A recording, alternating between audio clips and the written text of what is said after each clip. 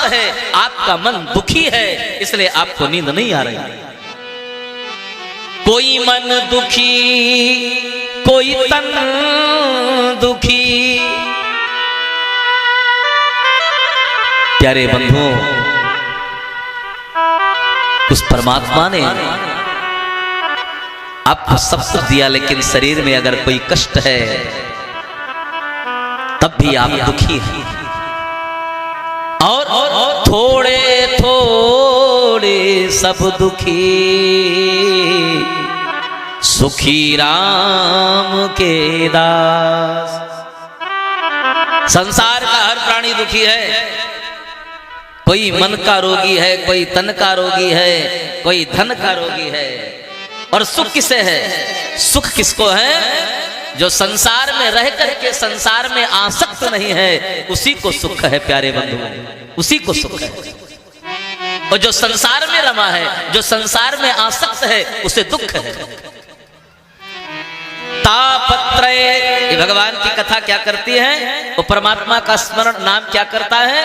तापत्रय विनाशाय। लेकिन भगवान को इन 3 प्रकार के ताप छू तक नहीं गए। ऐसे श्री कृष्णाय वयं नमः, ऐसे भगवान कृष्णचंद्र की वंदना किया है। ऐसे भगवान श्री कृष्णचंद्र के चरणों में प्रणाम करते हैं। आइए, वंदना कर देने के पश्चात इस कथा का शुभारंभ कहां से होता है? बंधुओं, इस कथा का शुभारंभ कहां से होता है? तो व्यास जी कहते हैं, नैमि से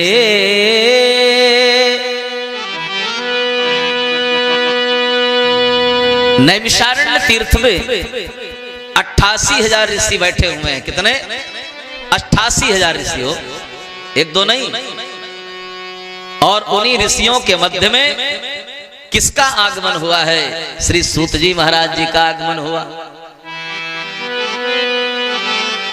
अच्छा, सूत जी आयु में सबसे छोटे हैं, आयु में सबसे अवस्था में उम्र में सबसे छोटे हैं। और 80-80 साल के महात्मा नैमिषारण्य में बैठे हैं, तीर्थ में, नैमिषारण्य में। और जिस समय सूत जी महाराज वहां आए तो सारे ऋषियों ने खड़े होकर के श्री सूत जी को प्रणाम किया। ये नहीं कि कोई व्यक्ति छोटा है तो विद्वान नहीं हो सकता है? विद्वता उम्र देखकर थोड़ो आती है, योग्यता उम्र देख करके थोड़ो आती है। अरे 5 साल का बच्चा भी योग्य विद्वान हो सकता है, उस परमात्मा की अगर कृपा हो जाए। 5 साल का बच्चा विद्वान योग्य हो सकता है, और 60 साल का व्यक्ति मूर्ख भी हो सकता है। इसलिए प्यारे बंधुओं, योग्यता उम्र देखकर नहीं आती।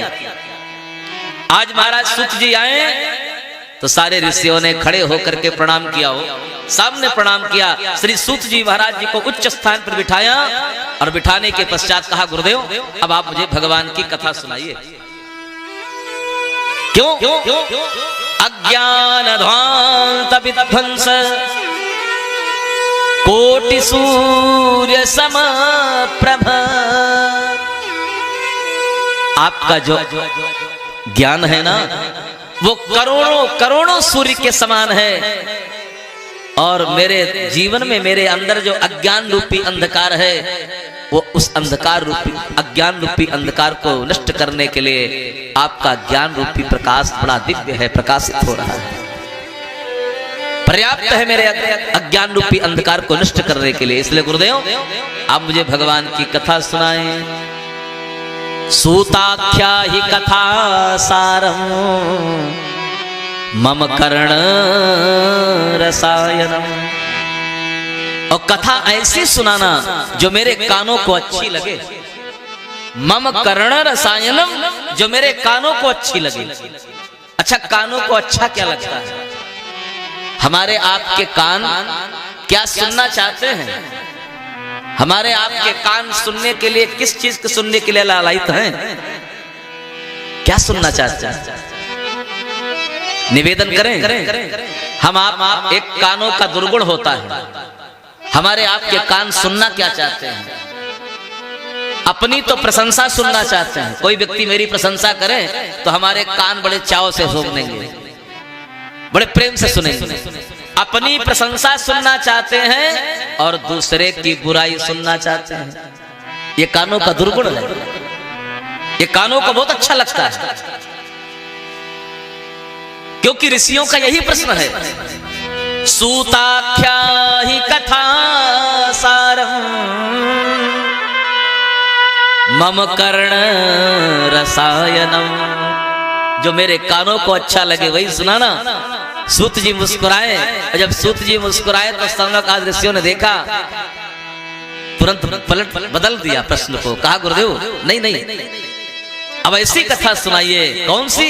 का भक्ति ज्ञान विरागाप्तो विवेको वर्धते महान माया मोह निराशश्च वैष्णवई क्रियते कथम। ऐसी कथा सुनाइए जिस कथा को सुन करके मेरे हृदय में भक्ति का प्राकट्य हो जाए, जिस कथा को सुन करके मेरे जीवन में ज्ञान का प्राकट्य हो जाए, जिस कथा को सुन करके मेरे जीवन में वैराग्य आ जाए, जिस कथा को सुन करके मेरे जीवन में विवेक की प्राप्ति हो जाए। चार चीजें कथा से मिलती हैं, भक्ति, ज्ञान, वैराग्य और विवेक। ये चार वस्तुएं भगवान की कथा से मिलने वाली हैं, संतों के सत्संग से मिलने वाली है, और ना कि ये चार वस्तुएं किसी पंसारी की दुकान में मिलने वाली वस्तुएं नहीं है। ये चार वस्तुएं भगवान की कथा से ही प्राप्त किया जा सकता है, सत्संग से ही हमें आपको मिल जाएगा। इसलिए गोसाई बाबा कहते बिनु सत्संग विवेक न होई, बिनु सत्संग विवेक न होई, बिनु सत्संग विवेक न होई, बिनु सत्संग विवेक न होई, बिनु सत्संग विवेक न होई, बिनु सत्संग विवेक न होई, राम कृपा बिनु सुलभ न सोई, राम कृपा बिनु सुलभ न सोई, राम कृपा बिनु सुलभ न सोई।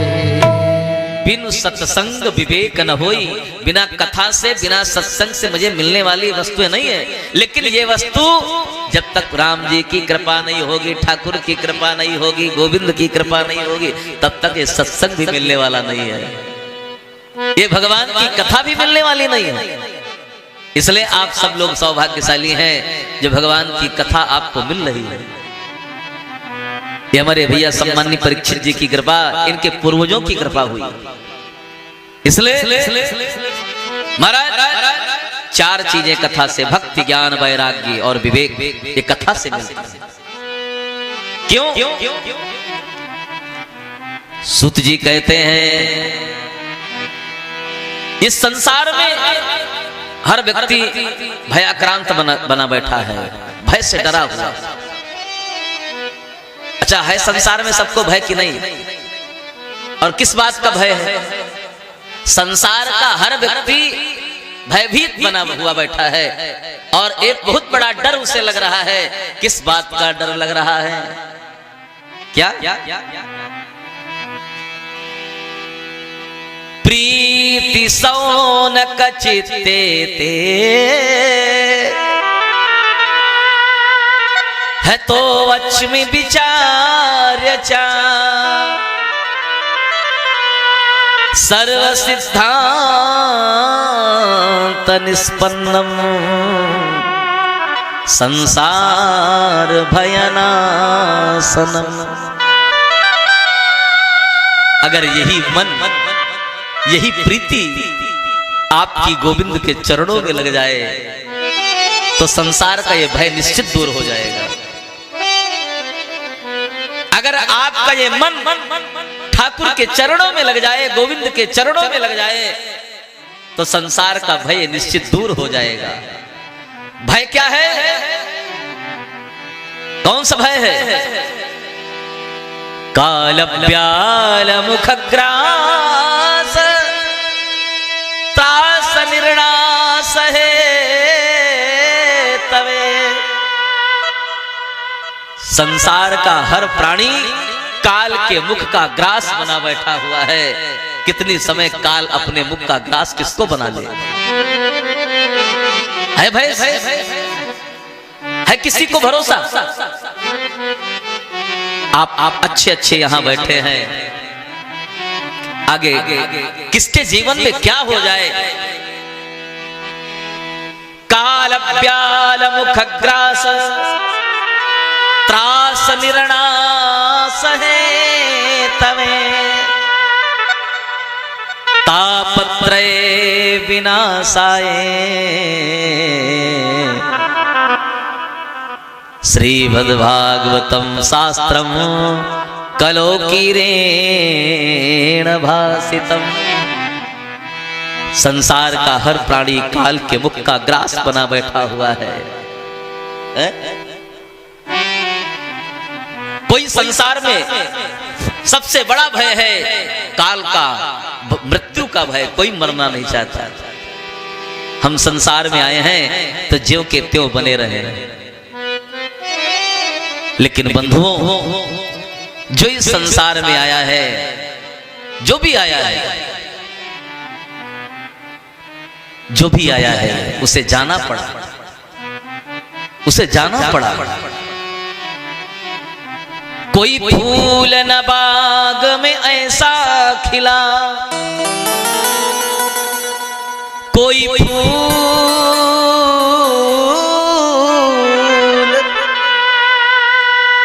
फूल न बाग में ऐसा खिला, खिल के भी जिसे ना मुरझाना पड़ा।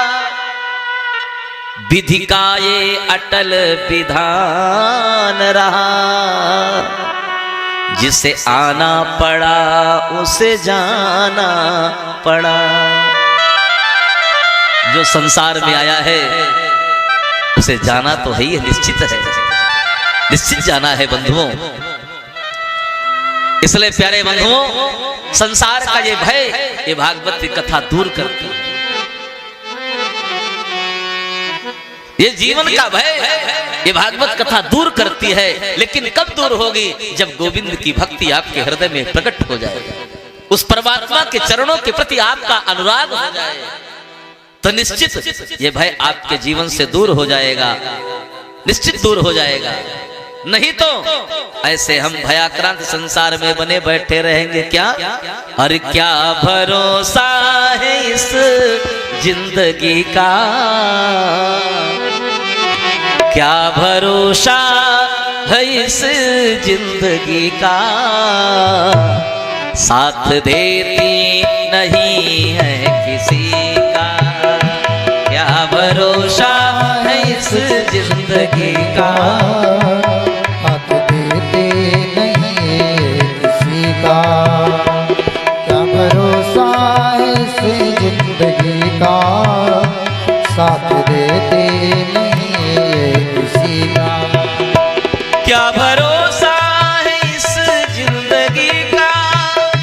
साथ देती नहीं है किसी का, क्या भरोसा है इस जिंदगी। सभी गाएं, आओ। साथ देती नहीं है किसी का, क्या भरोसा, क्या भरोसा है इस जिंदगी का। साथ देती नहीं है किसी का, क्या भरोसा है इस जिंदगी का। साथ देती नहीं है किसी का।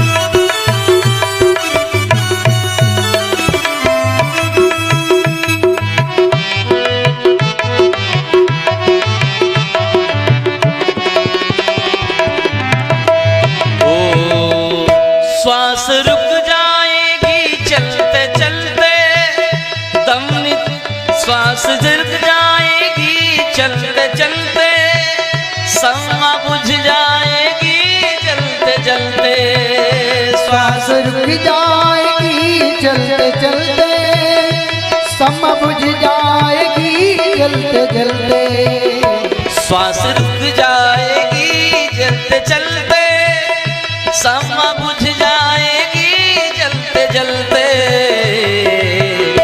दम निकल जाएगा रोशनी का, दम निकल जाएगा रोशनी का, साथ देती नहीं है किसी का, किसी का साथ देते नहीं है किसी का, नहीं साथ देते नहीं है किसी का।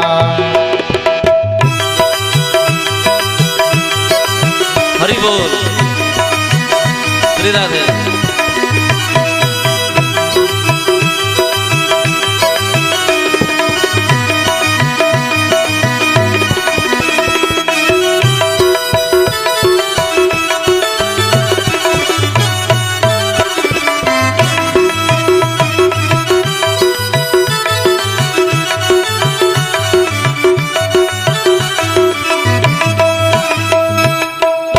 दुनिया है हकीकत पुरानी, चलते रुकना ही इसकी रवानी।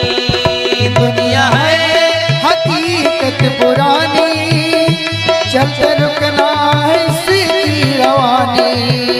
इसलिए संसार में आए हो, संसार में आए अगर आए हो तो उस गोविंद के चरणों के प्रति प्रेम कर लो प्यारे। इसलिए पुनरपि जन्मम पुनरपि मरणम, ये संसार में आने जाने का क्रम लगा है। दुनिया है हकीकत पुरानी, चलते रुकना ही इसकी दीवानी। दुनिया है हकीकत पुरानी, चलते रुकना है इसकी रवानी। फर्ज पूरा करो बंदगी का, यारे फर्ज पूरा करो बंदगी का, साथ देती नहीं है किसी का। फर्ज पूरा करो बंदगी का, साथ देते नहीं किसी का। फर्ज पूरा करो बंदगी का, साथ देते नहीं किसी का।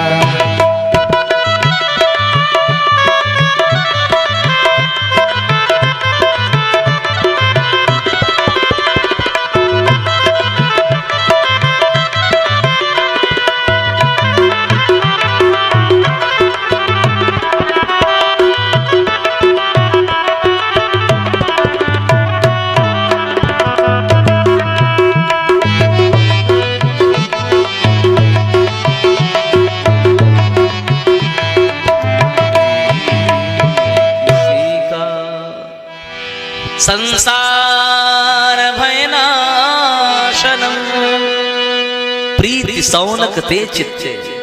अगर यही मेरी प्रीति, जो प्रीति मेरी संसार में है, अगर यही प्रीति परमात्मा में हो जाए, गोविंद में हो जाए, तो संसार भयनाशनम, ये संसार से मेरे जीवन से भय दूर हो जाए, मृत्यु का भय दूर हो जाए, निकट जाए। लेकिन जब तक हम संसार में आसक्त रहेंगे प्यारे बंधुओं, तब तक मेरे जीवन से भय समाप्त होने वाला नहीं है। लेकिन ये भागवत जी की कथा